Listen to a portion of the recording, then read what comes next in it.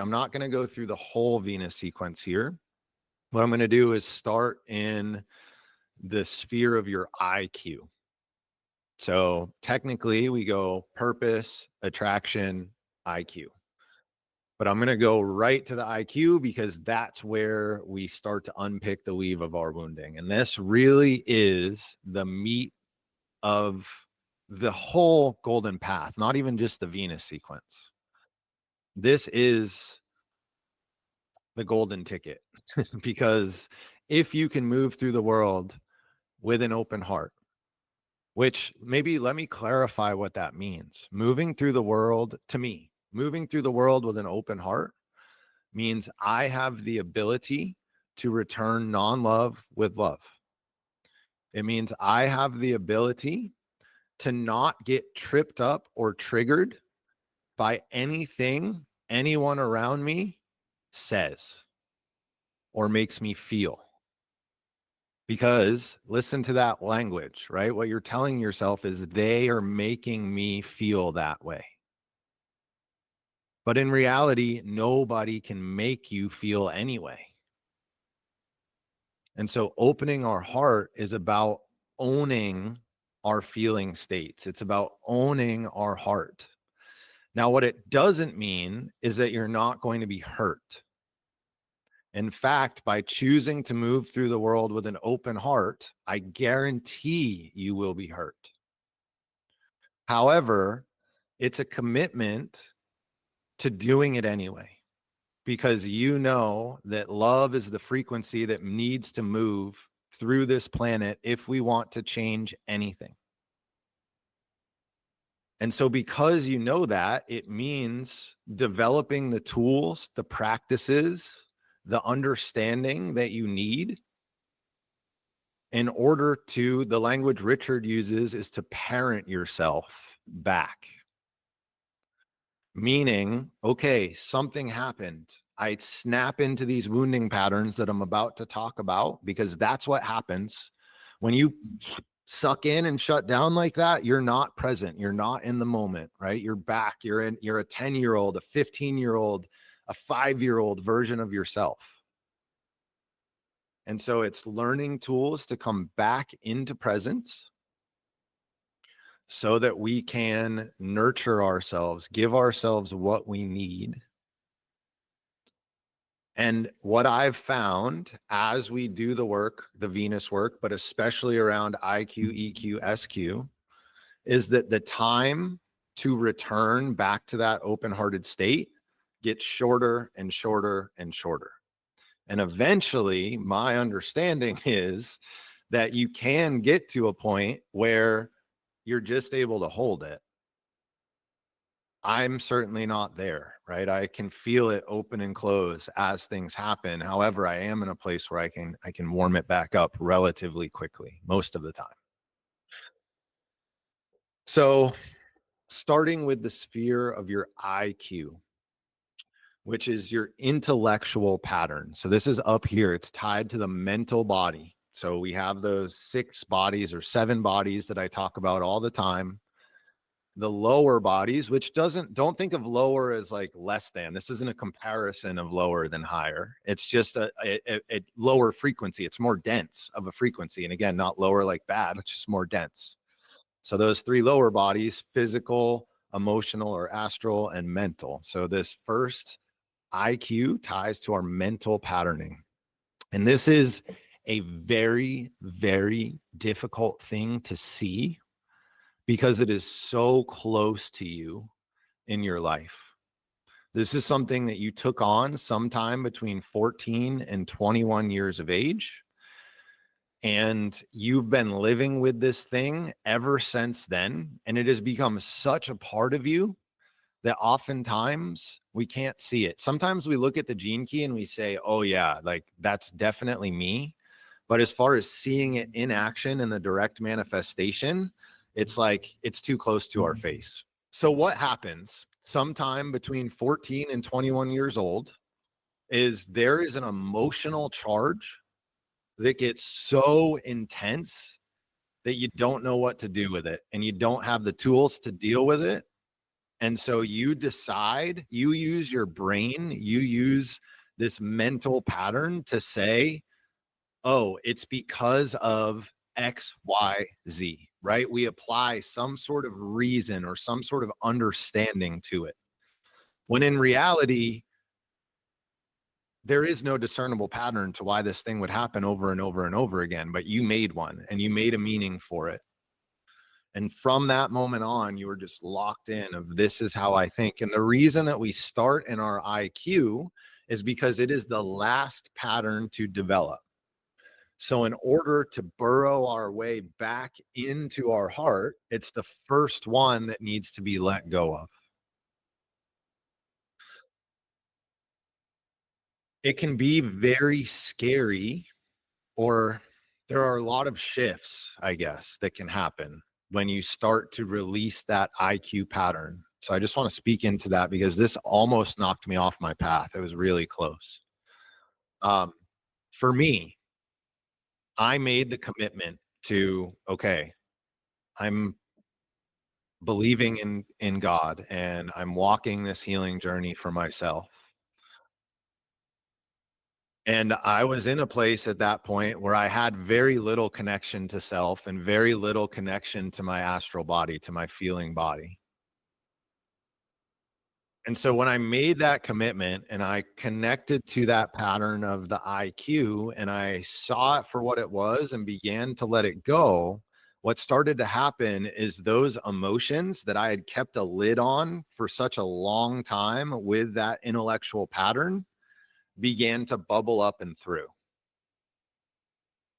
And they were not great emotions, right? It was a lot of heaviness, a lot of sadness, anxiety, fear, you name it. And so in that moment, I was like, excuse my language, but what the fuck? Like, I committed to doing this work and I gave myself over and I'm here and I'm showing up, and it has gotten so much worse than when I started. And so for any of you that are in that point in your journey, I want you to know that it's normal. It's not just me. It's happened with a bunch of the people that I've worked with on a deeper level too. And I want you to know that on the other side of that is something incredibly beautiful and worth it. So just stay the path. Stay the path. I promise. It's worth it. It gets better. And what starts to happen is we learn how to work with those emotions, and we learn what is beneath those emotions, and we start to get help from some other places. So that's the sphere of your IQ. I'm trying to think if there's anything else that I want to speak into there. I guess, is there any questions on the sphere of IQ? Yeah. Please. I can't even, I'm like having this like a serious breakthrough right now, Jay. I love this so much. Good. It's pretty, it's weird. It's not making complete sense to me, but just the way that you just described that is doing something really powerful for me in this moment. And the interesting thing is that I think that I feel like it was the opposite for me. Like I lived a very isolated life up until 14. And then I moved to a different school and instantly became entrenched in, because I knew one person at this new school and she was my friend in kindergarten. I moved away, moved back to the same school district. And when I moved back there, she was the only person that I knew. And she was like the most popular girl in school. And so I instantly got sucked into this, the real world, if you would call it, and so I went from all of my years prior in elementary school, very isolated and alone with very few friends, and then into this, like the popular group. And so, I pretty quickly started so I let go of my belief in God at that point. I detached from knowing that God was within me and went fully into like real world stuff, and very quickly realized that I could get whatever I wanted. And and so it's kind of embarrassing for me to share this, but and I really could. like it became a real manipulative period in my life. And I hurt a lot of people along the way. And I truly didn't, I even kind of liked the fact that I could actually emotionally hurt people so much. And because I really had myself convinced that it wasn't my problem that, you know, uh, that people, I'm just going to say like that boys liked me so much. It was their problem if they were going to be, um, I don't know, like I really started feeding off of and hurting people. Mhm. And and so I'm at this point now where I still have that, like when I put worry and when you asked us to talk about, to share what the main emotion was, it's like I really experience worry because I feel like I worry that I will never be motivated to do more than I'm already doing. So I have in the IQ, I have the 12th gene key, which is vanity.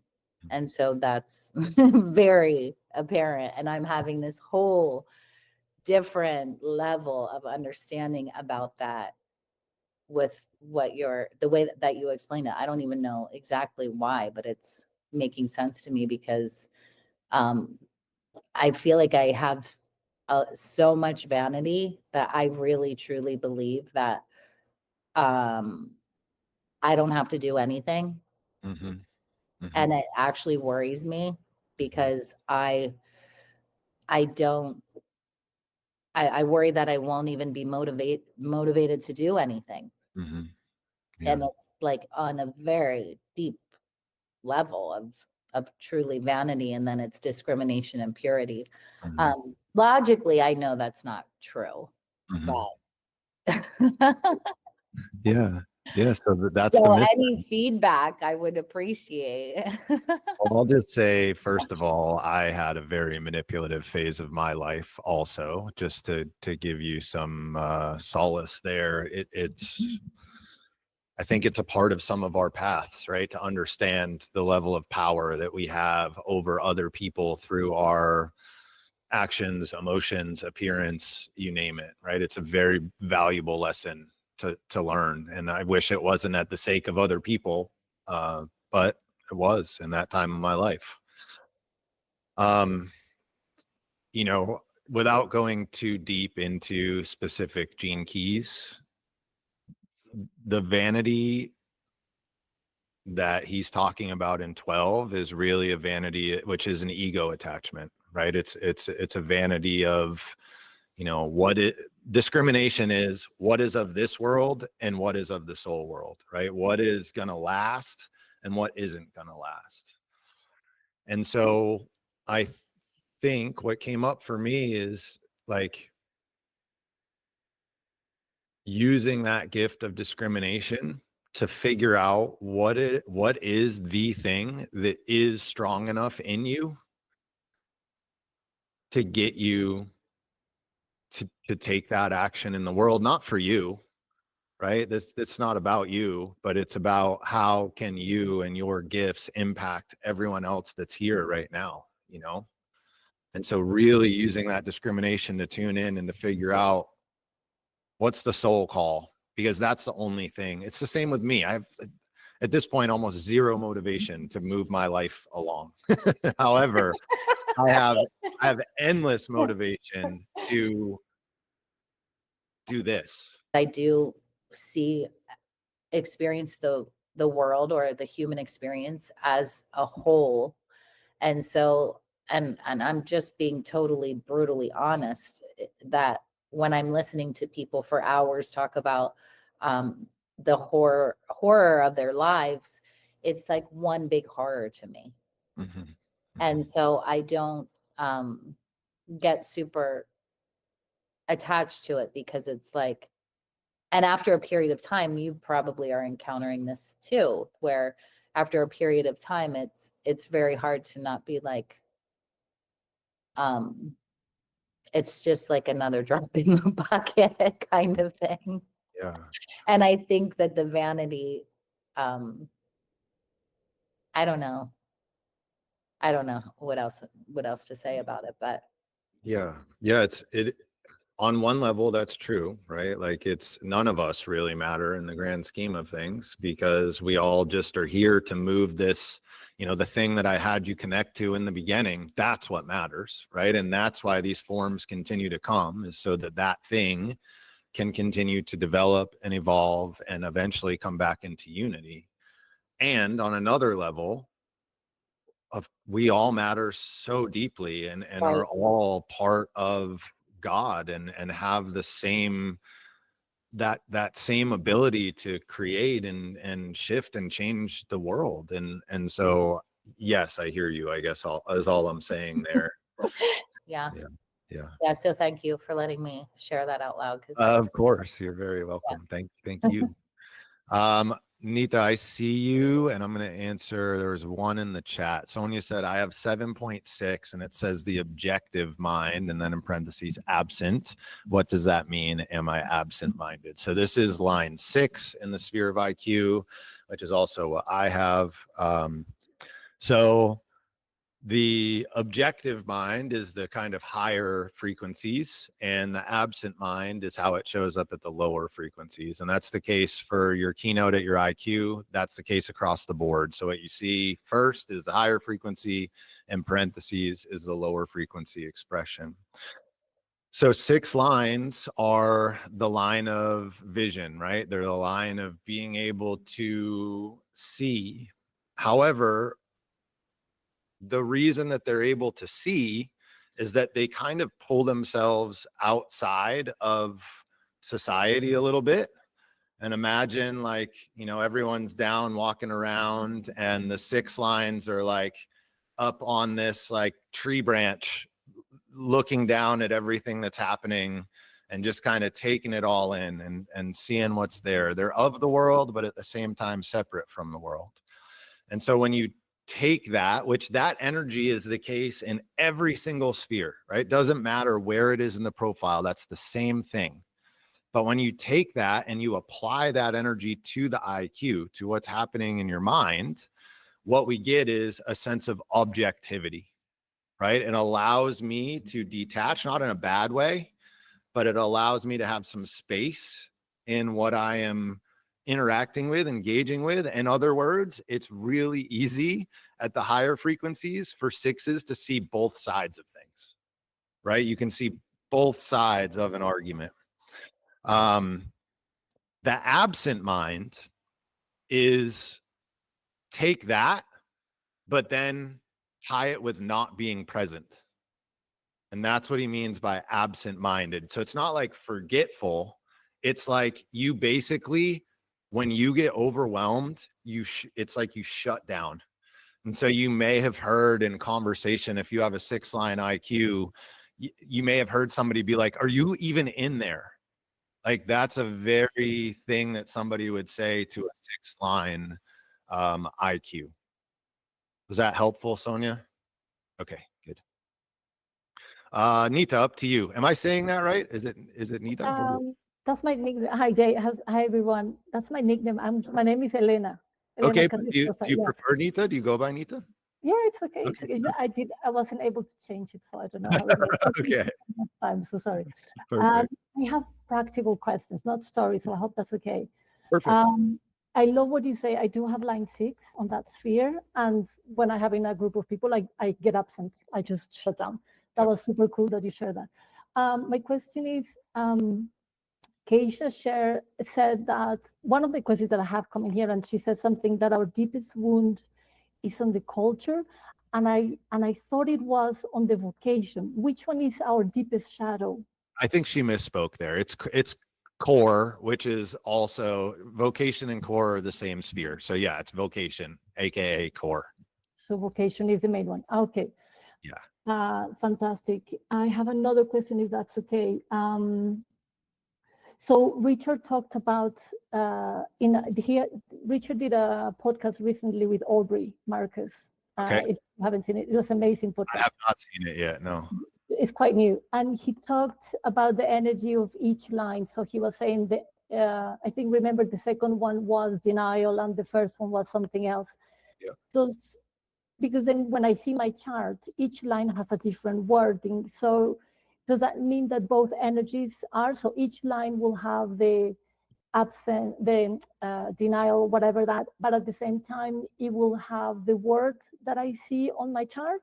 Exactly. Yeah. So those words that are on your chart, those are what we call keynotes. Yeah. And the way that we get the keynote, the energy, like I was just saying, the 6 lines, no matter where it is, has the same energy. So line 1 is like really goes within and really security oriented. Line 2 is very like flowy, but also can be blind to things. Like they can be very emotionally charged. Line 3 is like trial and error, experiments a lot. Line 4 is about community and connection. Line 5 is about power and practicality, and line 6 is about vision. And so that same energy, you pick a sphere, it's going to be the same thing. But in order to help kind of mold it to what that specific sphere is talking about, he picks a word that kind of conveys that energy in that specific domain. Okay. Okay. So there's one, if I can say, I have the line 6 on one of the spheres, but it says intent cells. It's so Yes. weird. Yeah. So that is your purpose, line 6. It's And in, yeah. the line 6 keynotes, or excuse me, the line keynotes for the sphere of your purpose as it relates to the activation sequence are bodily systems. So for example, I believe 1 is the skeleton or the bones. I might be wrong there. And then there's like, I think line 5 might be the nervous system or the breath or maybe the voice. I can't remember them all, but they're all tied to different parts of the body.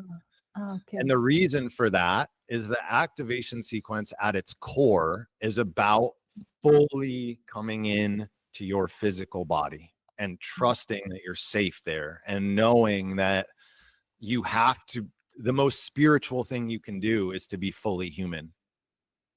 And so that's why they are physical keynotes for the sphere of purpose there. That's beautiful. Thank you so much. That gave me goosebumps. The most spiritual Okay. thing, and I totally agree with it. So thank you so much. I'm going to have to leave earlier today. Okay, no worries. I'll bring more questions next time if that's okay. Just That would be fantastic. Yeah. Okay. Cool. Yeah. Thank you for being here. I Thank appreciate you. I'll stay just a couple of minutes. Bye. Okay, sounds good. Bye. Let's see if there's any more questions in the chat before we move.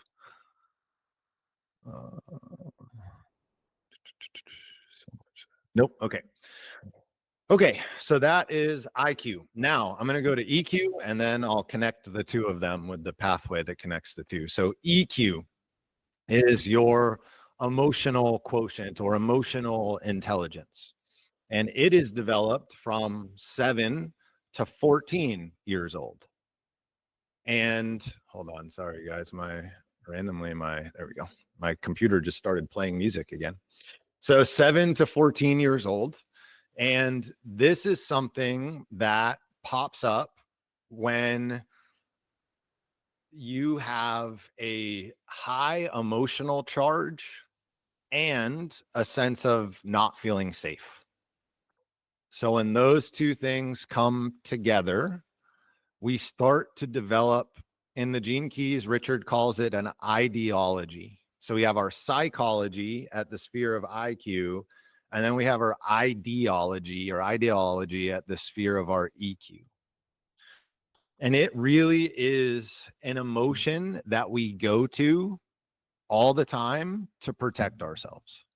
So again, it could be anger, right? I shut down and I blame the other person.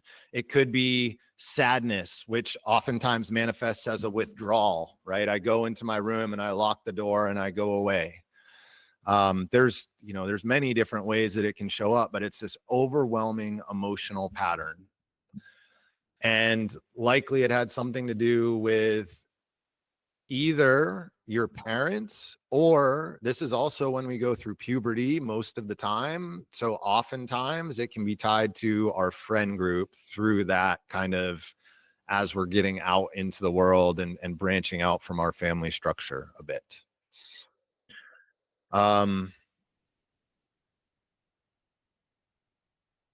Yeah, that's all that wanted to come. I'm trying to think if there's... So I'll talk about the connection and then I'll open it up for both. So the pathway that connects the two, so between IQ and EQ, at the higher frequencies, it's called the pathway of intelligence. At the lower frequencies, it's called the pathway of defense. And the reason for this, so we're connecting our IQ and our EQ. And the way that we open our heart, which is the next sphere up, is our SQ. The way that we get into that SQ is to learn how to balance our IQ and our EQ. So if I am all IQ, I have no emotional awareness. I'm going to have a really hard time connecting to other people. I'm going to be missing so much information because so much sense information comes through our emotional, our astral body. Whereas if I'm all EQ, if I'm all emotion, I'm going to have a really hard time explaining what it is I'm feeling, right? I'm like this big mushy ball of emotions and I can't convey it to anyone. I can't get it across. It's often also, it gets difficult to go out and do in that like really heavily emotional state. When we learn to balance those things, then we're able to stay in the present moment and we're able to respond from our higher self. We're able to respond in line with the outcome that we would like to see in the world instead of feeling like we need to shut down and protect ourselves so that we don't get hurt. And that is when it turns into this pathway of intelligence as we start to balance those two energies. The other thing that's really important to know here is just like the activation sequence, your life's work and your evolution, we say are conscious. Your radiance and your purpose, we say are behind the veil or unconscious. In the Venus work, your IQ and your EQ are conscious. Your SQ and your core are behind the veil. Meaning, in order for your heart to begin to open, so for the gift in the city to flow through your SQ, just like with your radiance, we don't necessarily focus on the radiance. There's nothing wrong with contemplating it, understanding it, seeing it. But in order for your radiance to shine through, we have to understand and work with and raise the frequency of the pathway of challenge, which is your life's work and your evolution. Well, it's the same in the Venus sequence. In order for your SQ to open, we've got to get the frequency moving through our IQ and our EQ higher. And as that frequency raises, then the SQ begins to flower and it begins to open. So it's almost like it is a consequence of doing the work at IQ and EQ. And it comes as the language that he uses is a flood of love, right? It's this intense, intense feeling of bliss and ecstasy that just like hits you like a ton of bricks. For me, it wasn't a permanent thing, right? It like, as I said, it comes and goes, but that flood is really, really intense. So questions on either EQ or pathway of intelligence. Linda said, anyone insights on SQ, EQ, IQ? So I'm going to leave that. I'll come back to it here in a sec, Linda, but any questions on IQ or excuse me, EQ or pathway?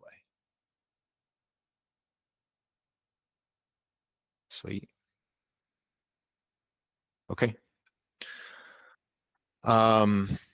Yeah, most definitely tears, Val, for sure.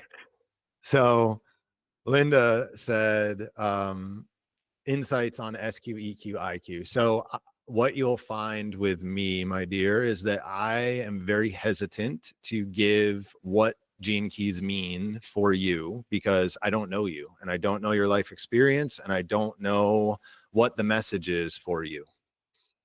So on very broad terms, I will say, Nita just had a quick one. Defense was the other word, my dear. Yeah.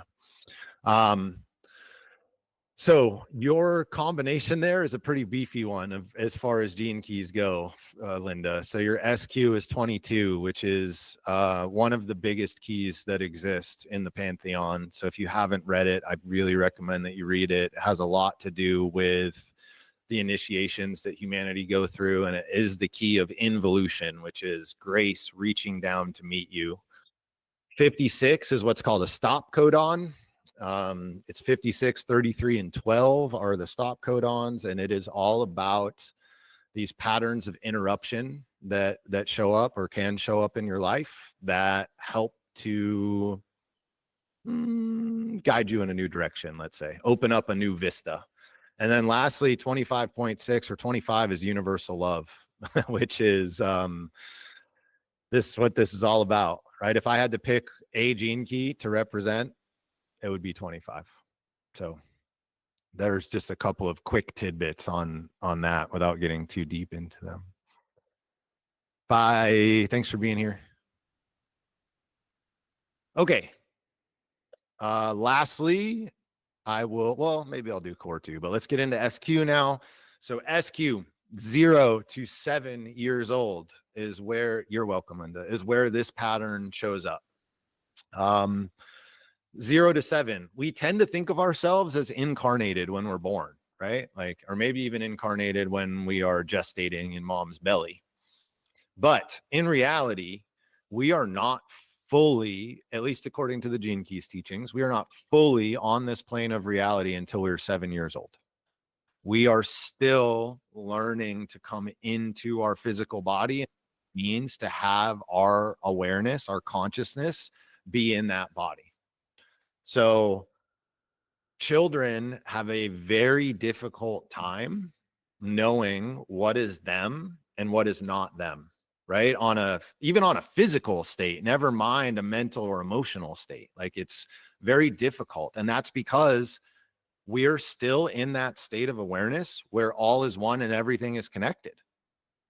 And we have a really hard time understanding that that's not the case. And we have a really hard time understanding that we have to do anything in the world, because the first 9 months we were just comfy and warm and fed, and everything was great inside mom's belly. And then all of a sudden we get this slap in the butt, literally, and we're in this world. And it's a shock. And so what starts to happen, or what happens at a certain point, is we develop a pattern to protect our physical being, to protect even the awareness that is inside that physical being. And that is a pattern that lives in your physical body. And so remember when I talked early on about getting underneath your IQ and then all the emotion comes up. Well, when you get underneath the EQ, sometimes the physical body can really start to talk, right? And aches and pains. And if you've ever heard of like the ascension flu, like sick symptoms, you start to really feel all the different things that you're carrying and holding in your body. And so the SQ is a softening of the physical body, a letting go of all that tension, because all that tension is the dam that's holding back this flood of love that's stuck in your heart, and also stopping love from getting in, right? So it's stopping it from flowing to those around you that you love and you care about, but it's also stopping other people's love from coming to you, so that you can really and truly feel that you're supported. This is a lot to do with remembering God and remembering that, as I said, what comes to you in your life through your dharma and through your karma is there to further open your heart. You do have the capacity to handle it. So whenever you start to get overwhelmed in the sphere of your SQ, what I always tell myself is I have this because I can handle it. I have this because I can handle it.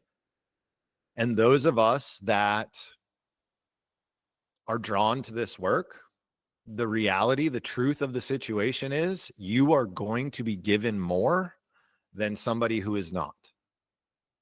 You are going to be given more to process and to move through. So it's not like, let me just get this clear right now. I used to say this in the gym space too. You never hit a point where it gets any, I was going to say easier. I guess maybe it gets a little bit easier, but it does, you don't get a point that it stops coming, right? What you get is a point where, you get better at being able to handle it, but it continues to come. So thinking that you're just going to get to this place or this state and everything's going to be good and you're never going to have to deal with anything is such a false romance. Now, you need not suffer. That we can get away from by accepting what is, but the pain is present.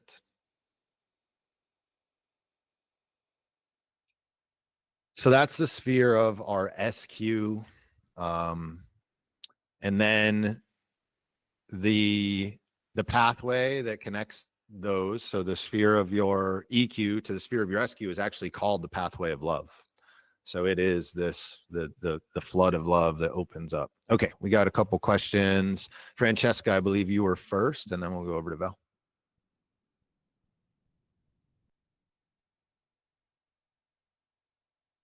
Wait, can you hear me now? Yes, I can. Okay. Hi, Jay. Hi, everyone. Hello, my dear. So I'm now working on my 57 gene key in my creativity in the Star Peer program. And what I've just found out is that like the gift intuition, and it says like 57 gene key governs the gestation period. So I'm now, I always find difficult to formulate the question because it's really difficult. First of all, I cannot feel this jinky. I don't know how to read it or to feel it because I haven't been through pregnancy. Right? So I don't know what I should think about these like three cycles of development that this jinky governs. So first of all, is this doubt, and secondly, how is this key related to these three spheres that you've just been through? I mean, what the connection? I mean, the IQ, EQ, and SQ, they each are related to one like a cycle of development. Okay. And this 57 gene key governs the whole gestation period. So I don't know. Yeah, got it. Man, this is in the air right now. This is like the fourth or fifth time I've gotten this question in the past 2 weeks. So you're not alone on this one. Okay. A couple of times it came from my people and also a couple emails. So this gene key is clarity. I mean, the CD is clarity. City is clarity, yeah, and not so much about this gene key, but about what I think the heart of your question is, which I'll speak to here in a second. So, okay, first thing that I want to bring your attention to is I hear you. You were never pregnant. However, you had gestation while you were gestating. So that is what you're aiming to connect to as you connect to that gene key. It's about going back into the womb space for you, which, believe it or not, you can get there. Now, to speak to what I think you're getting at with your question, I'm going to give you another example. So maybe it'll be helpful. So the 46th gene key, which is seriousness, delight, ecstasy. In the text of that gene key, he talks about how it is tied to the time of development from 0 to 7 years old. Okay. So there are different gene keys that tie to certain developmental periods. There's actually, like for EQ, off the top of my head, I can think of 2 where he talks about a connection to that time period. So some of them, there might even be multiples for it. EQ, I know one of them is 6, and I'm drawing a blank on what the other one is for 7 to 14, but he says the 6th gene key governs 7 to 14, for example. However, I have 46 in my sphere of IQ, which is 14 to 21, right? So he says in the text, this gene key is responsible for development from 0 to 7, but where it is in my profile is in the place of 14 to 21. Okay. Does that make sense? Okay. So even Val, more, does that make sense to you? You're still muted, my dear. Sort of. So where is Francesca's 57, or is that completely irrelevant? 57's in her star pearl, which I haven't even got there yet. yes. Okay, so it relates, but not really. Yeah, I'm 50. So yeah, her 57 is her relating sphere, Right. which is a new sphere that comes in the star pearl. Okay, Yeah. and to get into that, we have to get by the program, correct? Like Yes. yeah. Yeah. And I'm gonna circle on star pearl at the end of this little answer. Thank you. You're welcome. Because I Are got you- confused. So it does not mean that the core encompasses the IQ, SQ, and EQ. That's No, not no, what no. that means. Okay, No, great. no. Okay. So just for clarity, there are certain gene keys where in the text of the gene key, he says like this gene key is built into our system. Because remember, even though we have certain gene keys in our profile, in reality, we all contain all 64. It's just that certain of them are more prominent for us than others. So that gene key was developed over that developmental cycle. Okay. So back to you, Francesca.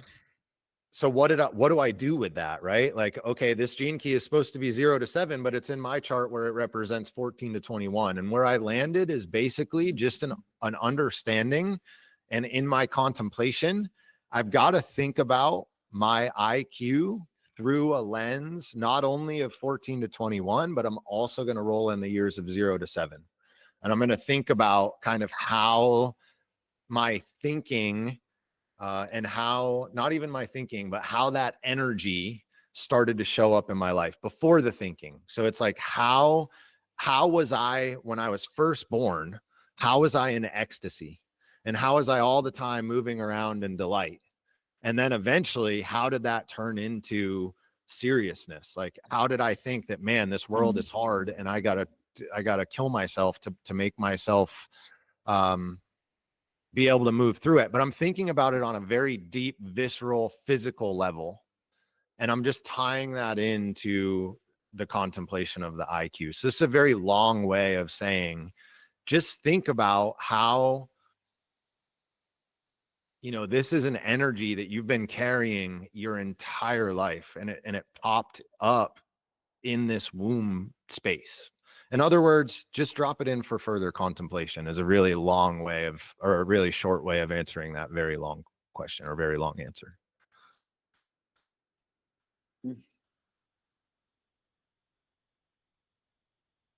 Did that make sense or no? Well, as usual, I will have to go through this again. Okay. It is lower pace because I can follow you, but yes. Yeah. And then just to kind of speak into the star pearl at large here. So there is a new course out. There was a webinar like the 20 somethingth of January. The next one is like the end of February.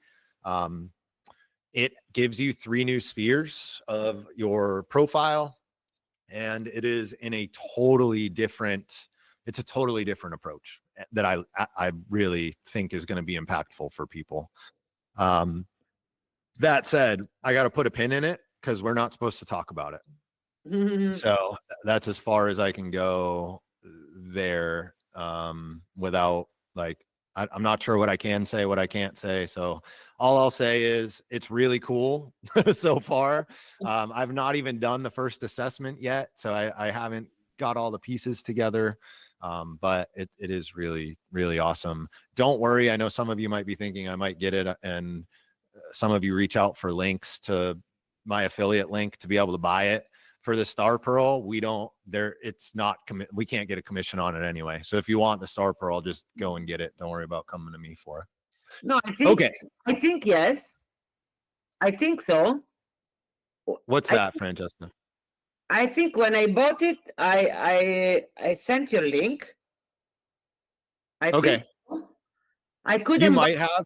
the luxury edition of Jinkies. I couldn't because that was on Amazon. Even if I've been sent the link through the Jinkies website because I've asked there where could I find the luxury edition. But then I was, forwarded into Amazon. So Yeah. The books I don't. The yeah, books I don't get either. Yeah. exactly. But when I bought, I think when I bought the Star Pill, yes, was through your link. Okay. Yeah, and you might be able to buy it, but I don't think I'm going to be awarded the commission for it, is all I'm saying, which doesn't matter. I don't really, whatever. Like, go and get it. Okay. Let me look at text, and then Val answered that. We did that.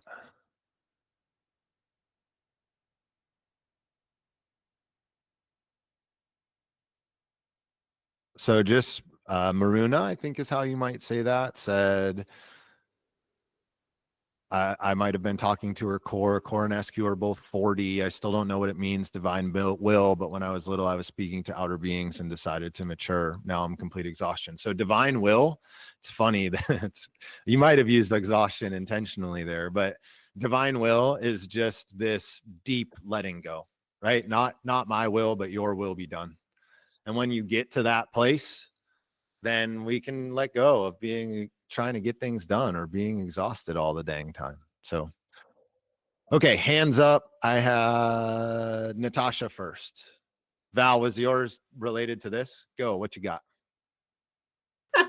It's a simple question, but I was next. Okay, got it. But the 20, the SQ, Mhm. does that connect us with the way that we connect to others through our spiritual sense of ourselves? Does that? I would say, like, when the heart opens, we're able to see what people are saying behind the words they're using. Okay. So if you've ever heard of nonviolent communication, or if anyone Yes. has ever studied nonviolent communication, that's what's happening there, right? You're able to see, like, Yep. okay, this person is saying this, Yeah, but where is what's it coming beneath it? from, and what's Yeah. actually happening there? Yeah. Yeah. Okay. Yeah. Okay. And when we do that, Mhm. we get to, like, what's actually alive in somebody's heart, right? And Yes. so we really have this deep level of connection. That's what happens when the SQ starts to open up. Gotcha. Yeah. Yeah. Thank you for that. Thank you. You're for that. welcome, my dear. Yeah. Okay, now Natasha, to you. Hi, Hello, good to see you. you too. It's been a Are while. you in Sri How- Lanka? Yeah, I'm still here. Nice. Yeah, it's been really lovely. It's nice to be on the call again. It's been a long time. I've missed it. Sorry, I'm just finding it really interesting that I'm currently pregnant, and so much conversation just now has been about the baba or the baby in the womb. And I'm 4 weeks away from giving birth. We'll see how we go. It's all good. But what I have found in this time of being back home, which I think is relating to maybe intuition, and also, I don't know if I'm paraphrasing Richard Rudd, but talking about, like, the human beings that are being born now, or that are coming, how their intelligence is going to come from their gut first. Like, they will be human beings that are much more connected to first thinking from the gut instead of thinking from the mind.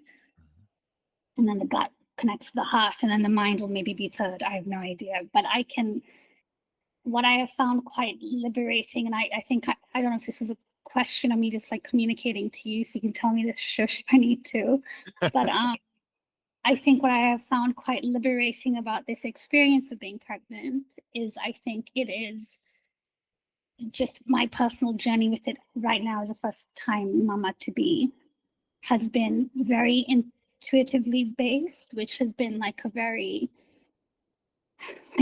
freeing thing to understand, is that you have absolutely no control, and the mind can't control anything to do with how you connect to like the humanity of this experience, if that makes sense. Like it's something I'm still trying to like figure out. And I think as well, like getting on calls, I was like, I don't know if I'm ready to do like the mental thing right now and communicate well. And maybe I'm not communicating well right now either. I have no idea.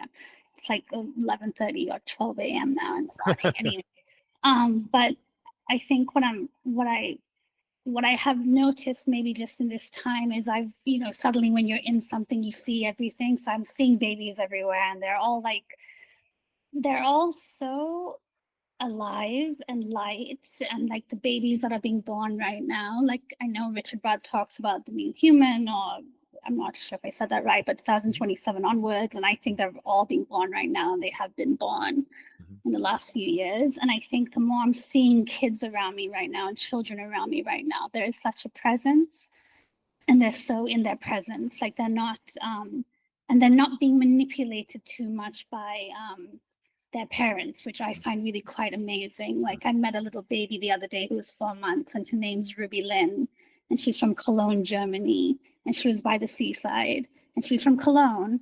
It's winter there, or has been winter. And she was under a tree with her dad and mom, who are like surfer chillers, like just really kind, relaxed people. And she was cooing, and I've never not heard a baby of 4 months cry, maybe over 2 or 3 days. She did not cry.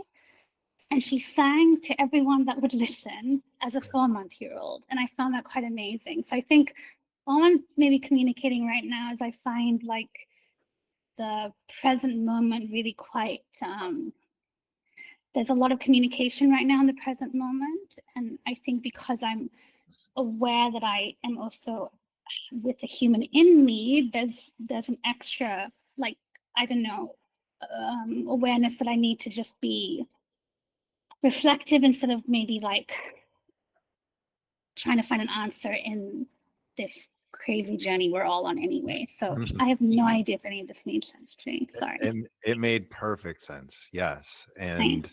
And I think it's beautiful for somebody in this position to share that, because here's where we are, team. Buckle up. That's where we are right now. Buckle up, because things are going to be interesting. They already are interesting. And I think what is happening right now is the future human, the new version of us, it's beginning, like in earnest beginning. And so from the inside, something new is coming into the world. And in order for it to have the space to be able to take root, all the stuff that's on the outside is falling and moving. And we got to go through some processes here, externally and internally, so that can come up and through. And so, Natasha, it's parents like you and children like yours that, are going to dictate where we're headed here in a big way. Like, I don't think it's a mistake that, I know you not super deep, but enough to know how you move through the world, and I don't think it's a mistake that now is when you're bringing your baby into the world. One of the things Richard talks about is that there are souls right now that are waiting for this moment, right? Like we are at the moment, like a big one. That's what I'm trying to get across here. It's things are going to be very different in a couple of years. And so I think that there are certain souls who are coming now who are like, now's the time. Like, I got to get there, and I got to be ready for for what happens. Okay, Carol, to you. You're welcome. Thank you. Thank you. It's actually to do with because people are asking about the affiliate link for Okay. the Star Pearl, and I just want to ask you and everybody else who's on here that is a guide with the gene keys that do you know anything about if you are a reflector, you can get a reduction on courses? I didn't know this until very What? recently. Yes. Yeah. Yeah, we get 30% off courses, however, not Star Pearl. So Okay.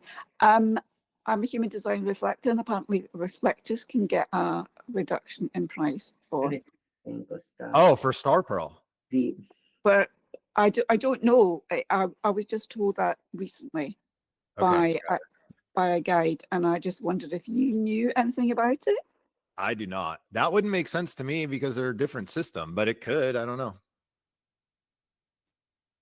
Yeah, it's just that that with integrated human design, and there was some other course apart from the gene key courses that we could apply for a reduction. Anyway, I just wondered if you knew, because it doesn't seem to be advertised.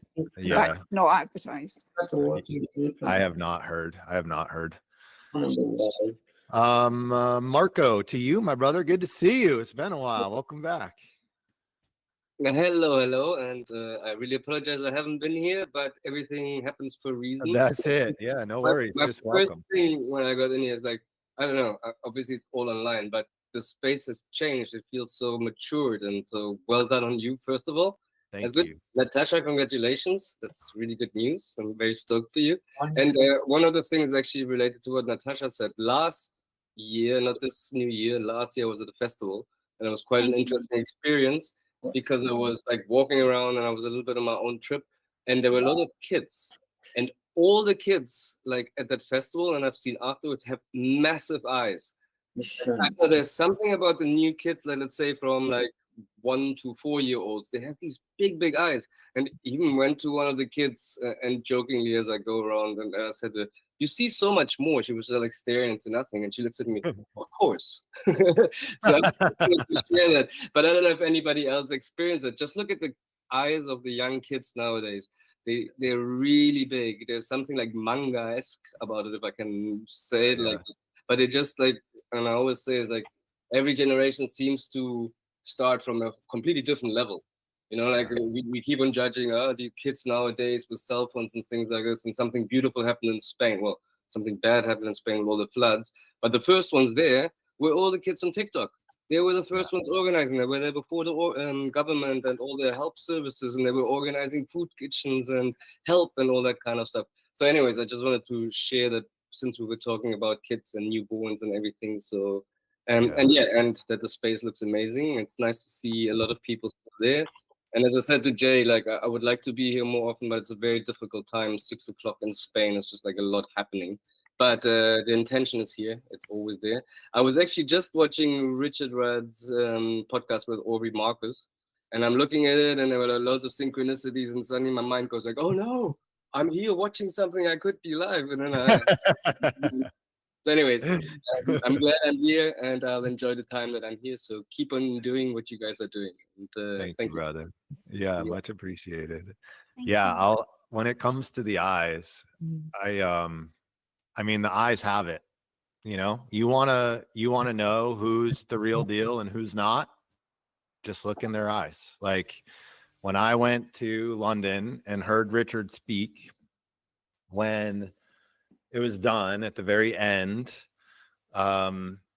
he walked outside and was like just willing to, there was like 400 or 600 people there or something, but 200 of them were staying for another event afterwards.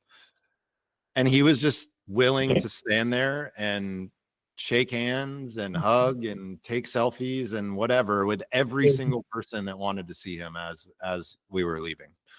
And everyone in front of me, Lily was actually there with me. Everyone in front of me was like you know, and no shame or shade, but was like doing the selfie thing and like, you know, really trying to getting him to sign stuff or give him stuff or whatever. And I just wanted to look him in the eyes. So I just walked up to him, no phone out, no nothing, and just looked him dead in the face and said, "Thank you, you changed my life." And I'm telling you right now that that man is the real deal. There is this like sparkle that is like you can just see through. It was a very intense moment for me. I can confirm because I was there, and I actually thought of this moment today. Sorry about that. I'm Okay. talking to my friends. So I was Share, thinking guys. about this moment today, and I also distinctly remember the way Richard looked at us with such energy. There's no other way to describe it. Yeah. Okay. And Hi, something, baby. hi with the big eyes. You see? You're right. Look at those. Look at those. Seriously. And just something related to eyes. I had this like Marco brain thing the other day. If you think about it, right eye, left hemisphere, left eye, right hemisphere, crosses at the third eye, the nose knows, breath, especially when you meditate, where does the breath go? And I had this feeling the breath goes into the third eye. And it's the breathing technique of breathe in a certain time, hold a certain time, and release. If you think about it, you're breathing in ether reality, hold the thought, hold the feeling, hold the manifestation, and bring it back out. I know it's also like with the whole eye thing. So I don't know, it just came up, so I thought I shared. Totally. But yeah, Totally. Thank you, dude. nice. I'll add an additional piece to that practice Please. that I just found that I just learned about. So there's a guy named Lars Muir. Is anyone familiar with him?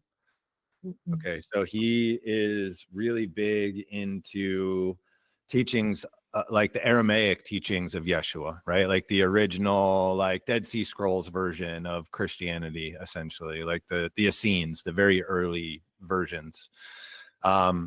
And so same thing. He talks about breathing into the third eye, but he associates a couple of Aramaic phrases with it. So I just want to offer those to you guys so that you can, and I'll type them out at some point too. I'll put it in the email, but it's Ruka Deshutka, which is Holy Spirit. Ruka Deshutka. So you inhale Ruka Deshutka, and then you exhale Maltuka de Shamaya, which is Kingdom of Heaven. Malkuta de Shamaya. So we inhale Holy Spirit, exhale Kingdom of Heaven. And that's the practice as you envision that energy moving through. And again, I'll put that when I send out the email so that everybody's got it. I've been playing with it and it is powerful. Also, you can say it in English or whatever your native language is too. You don't have to say it in Aramaic. God knows all the languages. Lucky for us. Jan, over to you, my friend. Yeah, I was just curious when you were talking about the lines before, and when you're talking about the intellect in the IQ and then the EQ, the emotional part. I'm playing both with Gene Keys and Human Design at the moment. So one of the key things that came out of Human Design is my split definition. And it was interesting for me to see where that split definition was actually, because I've got the head, the ajna, and the throat. And then there's this thing which is completely disconnected. And that's everything below, which is the belly and the emotions. So that was an interesting thing to notice.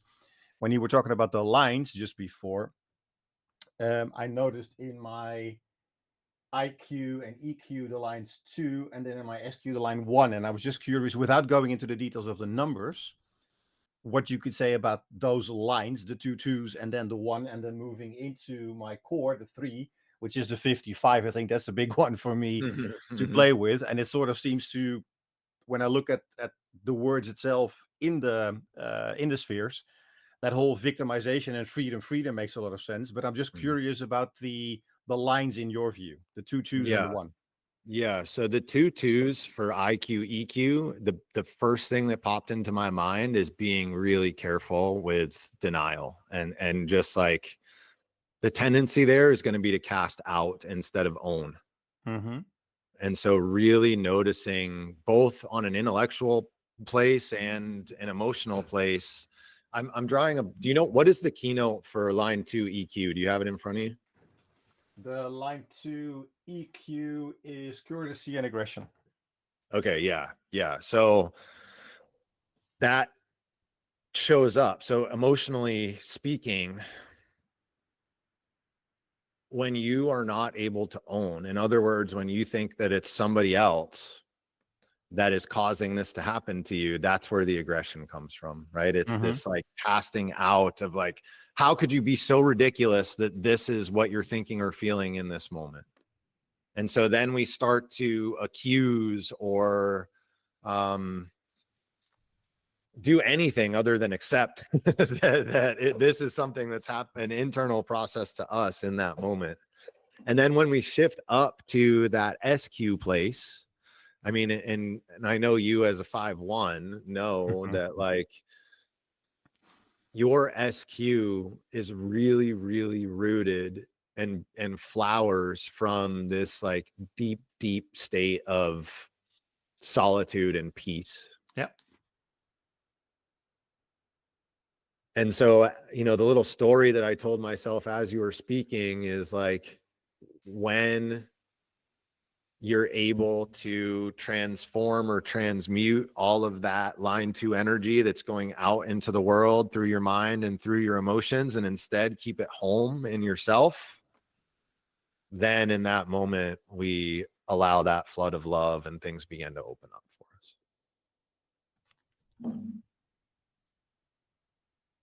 Just off the hip. That's the best I got for you. Wonderful. Thank you for that. You're welcome. You're welcome. Carol, please. I'm a 6-2. And what I've noticed for me is that a part of the denial is you're not aware of how you impact other people because you're not aware of it. Yeah. Yeah. It's something to take note. So Totally. getting feedback from people you trust might be a good idea. I need to do that too. Okay, thank you. Thank you. That's the hard part with denial, is like you can't see it. Right? It's like, that's why it's denial. And so typically with line 2 energy, what happens is these like aha moments.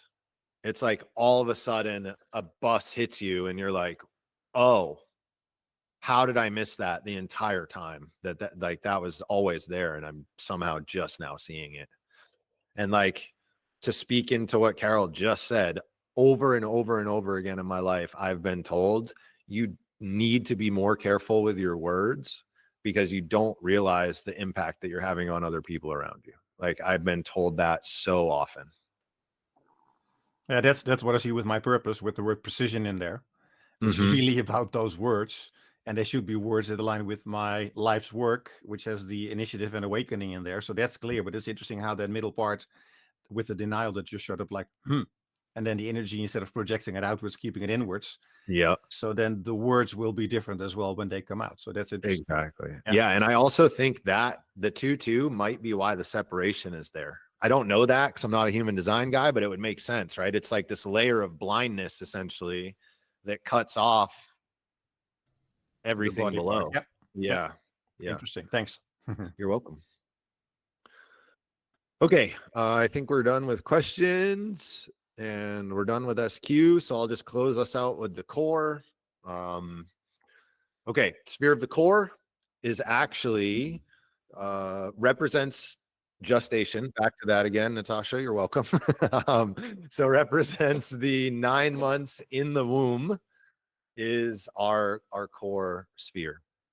And interestingly, also because of the hologenetic nature of this whole wisdom and the profile, the other thing that happens is the seed, not the actual thing that causes us to shut down, but the seed of what will eventually cause us to shut down is planted now in this core gestation period. So what I mean by that is in the first 3 months, the first trimester, the seed for the sphere of your SQ is planted in that development, right? That shadow seed. And then your second trimester, the seed of your EQ is planted right then and there. And then the third trimester, the seed of the IQ is planted. And so then remember, because this is all karmic, right? This is all by design. So now life experiences happen that water that seed and eventually bring that wound out into the world. And as a parent myself and as a new mom, you know what, the question is, how do I stop that from happening, right? Like, how can I protect my child from that wound? And the answer that I have, unfortunately, is we can't. Yeah, we can't. We can't. And so just showing up in the highest frequency you can possibly show up in, so that they have an understanding that there is an alternative, right? And that there is tools and ways to be able to deal with these things. But the core wound comes in gestation, which means nothing happened in our life for that thing to happen. It's not like we had a trauma that triggered this core wound. It's just, we're born with it. It's a part of the human condition. When we become separate from the one, we carry that sense of separateness from the moment we're conceived. And it's that sense of separateness that drives that wound, that drives that fear and the disconnection. And so we can't stop it. All we can do is be there to help. And love the shit out of them. And love the shit out of them. Yes. Yes. Lily, to you, and then we'll go to Carol. So I just want to share some insights, because I've been contemplating my core wound this week. And I looked up hers as well, because I was interested in what hers is. And it was very similar to mine. And I thought, oh my God, I need to be so careful as to how I operate from my core wound, because I don't want her to learn these things from me and, fall into the same patterns. And then I thought to myself, let me check my mother's core wound. And I did. And funny enough, I didn't resonate with it, but I have been accused of that exact thing several times in my life. And I thought, fuck, Jesus Christ.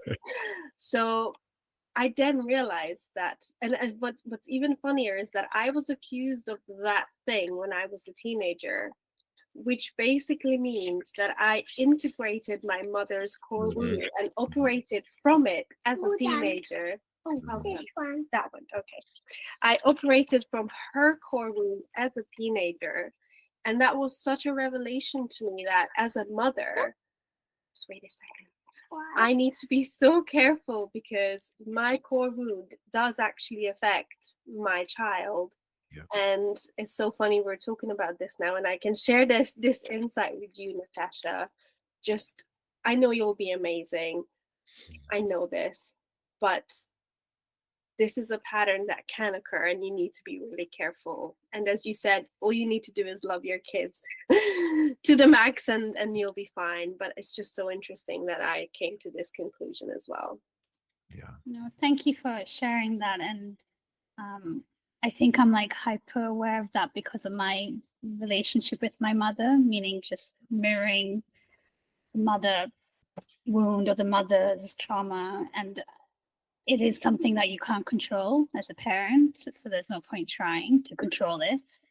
But again, how do you support your child and how they navigate, their upbringing will be, I guess, where it will come through for me, hopefully, to just, guide her. Yeah. My brother's going to be a girl too, it's actually fine. Yeah, this is something that comes up often in the deeper work that I do with people. And what I always come back to is like, look, the best thing that you can do as a parent is to raise the frequency passing through you, because that's what they feel, right? Remember how I said they're not fully incarnated in their body until they're 7 years old? What they're feeling is energy. And so whatever energy is going out through you into the world is what they're picking up on. It does not matter what you say. I mean, I guess it does to some degree, but like the feeling is so much more important. Like I remember my mom telling me that everything was fine, things are going to be okay. Meanwhile, she's, you know, got half a tear rolling down her eye, and she's like, very clearly things were not okay. And like, talk about a confusing experience for someone that's 5 or 6 years old. Like, and that's then what we take on. And, you know, to speak even further into this, like, both of my parents were addicts, and I swore that I would not touch drugs because of that situation, right? Like, it destroyed me. It destroyed my family. It did a lot. And when I turned 13 years old, I started smoking weed and I started drinking. By the time I was 15, I was doing coke and ecstasy. And by the time I was 16, I was doing OxyContin and heroin. So the energy that we put out is what's getting taken on. Of course, they told me, don't do this, right? Like, this, don't follow this path. Do it, like, do as I say, not as I do. All of those things, they tried their best, but that was the energy. And so that's what I took. That's what I learned. Carol, back over to you. Hi. One of the things that that I've heard is that our kids will all have wounds, but if we could just hold them in the highest city, Yes. even although they're acting out on those wounds, they can help to raise, apart from being our highest selves that we possibly can. And just to say, it's amazing the patterns in a family, because my brother is my sister's a 4/6, has the core line 4 core wound of rejection. I don't have that 4, but I do have the 4 of rejection core wound. My mother, core wound of rejection. My brother is a 2/4. Oh yeah, my mother was a 1/4 as well. So it's kind of like, oh my goodness, all these 4 lines, and how much rejection has gone out in our family has just been amazing. Yeah. Absolutely amazing. And lots of different forms. Totally. Definitely runs in lines for sure. No doubt, no doubt about it. Muriel, please.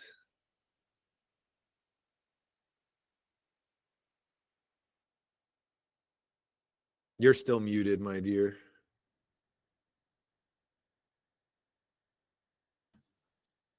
Yeah. There you go.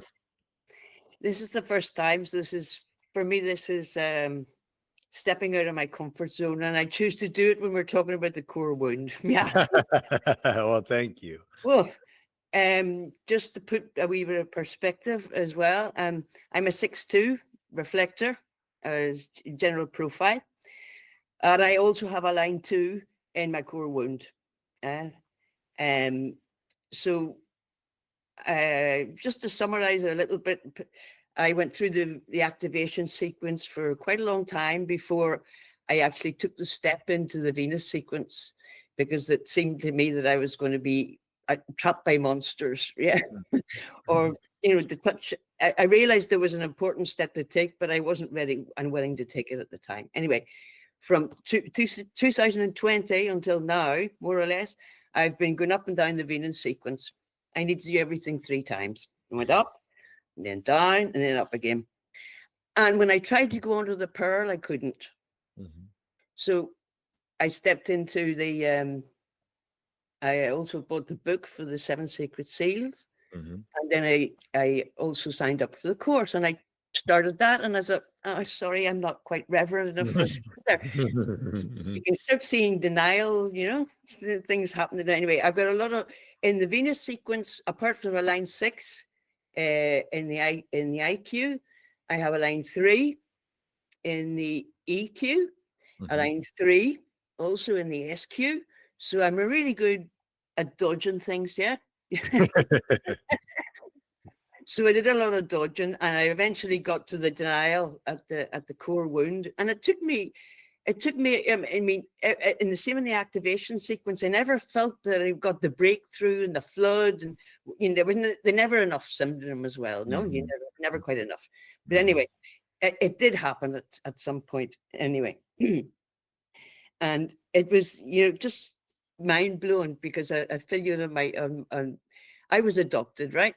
And I always denied all my life, basically, that had any really profound effect on me, because I had a loving mother and father. They were more like the adopted parents, but they were more like grandparents and parents. They were kind of a generation behind, but they loved me dearly, and they were simple, ordinary, very hurt people, right? And I thought, yeah, that's plenty. Who wants another family?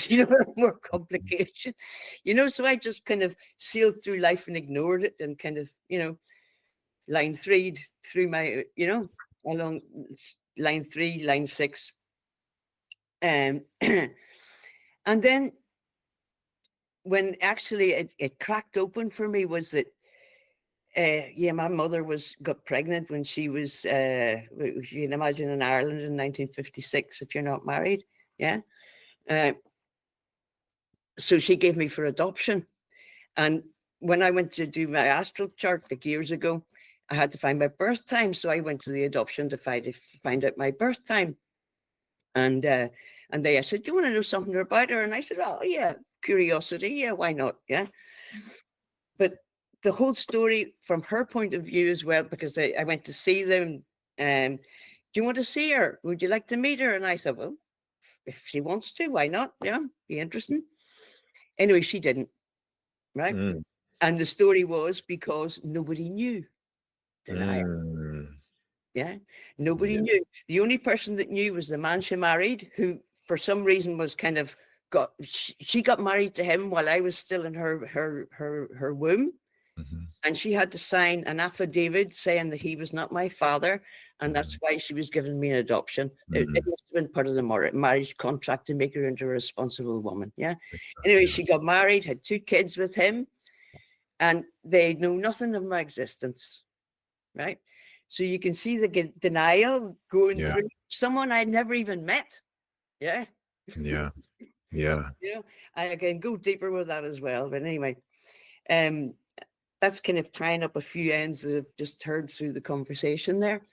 And then last year, it was exactly this time last year when I bought the Pearl sequence and the 7 Sacred Seeds. And I got I'm already in the dream arc as well. And the dream arc on the third cycle of the Venus sequence, all the animals were accompanying me. And I got deeper and deeper because of that. But anyway, then this time last year, when I buy the 7 Sacred Seals and the Pearl sequence, and I don't feel kind of ready to go in with either of them, my ex-partner, the father of my son, that we had an arrangement with, he was living in Sweden, and he came back to live here a year before he was supposed to retire, and before we had kind of our properties separated, because we could still get on together as a family, but we're we're mother and father, right? And he comes back, and a year before his retirement, and kind of out of sync a wee bit, gets sick and dies. Right. So I mean, that launched me into the 7 Sacred Seals. I felt totally, that was the only way through, and that's where I am at the moment. And the 7 Sacred Seals are going into all those wounds, yeah. So that's where I am in my story. What seal are you in right now? Hey, what seal? Yeah, what seal are you working with? I'm in number 3. Okay. Because awesome. Venus is there as well astrologically, and we're moving in, Neptune's be going there too. So yeah. kind of Beautiful. Well, thank you for being here, and thank you for sharing all that. I could listen to you speak all day also. This is the 3rd time. I mean, actually see yourself on a screen. I it's going to take me a while to get over this. I'm sure. And see yourself and hear yourself, and if you repeat it and you hear it again, it's like the first time you heard your recording on a tape recorder when you were a kid. You think, you see yourself in the mirror in the supermarket and you say, "Who's that?" I That's me. love You it. Well, Our thank you. self-perception from the inside and the reflection on the outside is very confusing sometimes. It is. Fun fact: half the videos I post on YouTube I can't watch because I'm like I can't look at myself or hear myself for that period of time. Right. Val, I'm going to come to you in a sec. Before I do, I just want to speak into the 7 seals because it does tie to the Venus work. So I'll just kind of open this door for people that maybe have done the Venus work and are looking to go a bit deeper. That said, you kind of need to be called by the 7 seals. I feel like they are. I see you, Val. Did you have something specific to this? Okay. You kind of need to be called because it is the kind of deeper, more esoteric, more devotional path, I would say, of the Gene Keys system. And what it looks at is, if you look at the 6 lines of the core wound and the 6 subtle bodies plus the 7th is the monadic body that encompasses them all, each of those, the bodies and the wounds, tie directly to one of the 7 sacred seals. And the seals are divine grace reaching down to help to unlock or open that wounding pattern in our lives.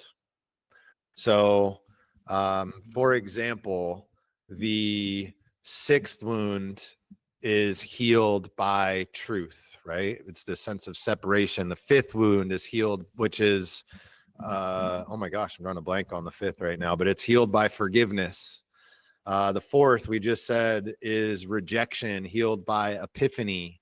The 3rd is shame, healed by universal love, et cetera, et cetera. So basically what the course is first it goes into the different rays of light, the different archangels that match with these different seals and rays of light.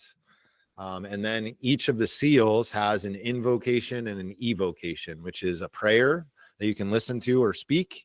And then the evocation is a teaching around that particular topic. So if anybody has any interest in 7 seals, it's really awesome. And again, make sure you're feeling ready to go and do it.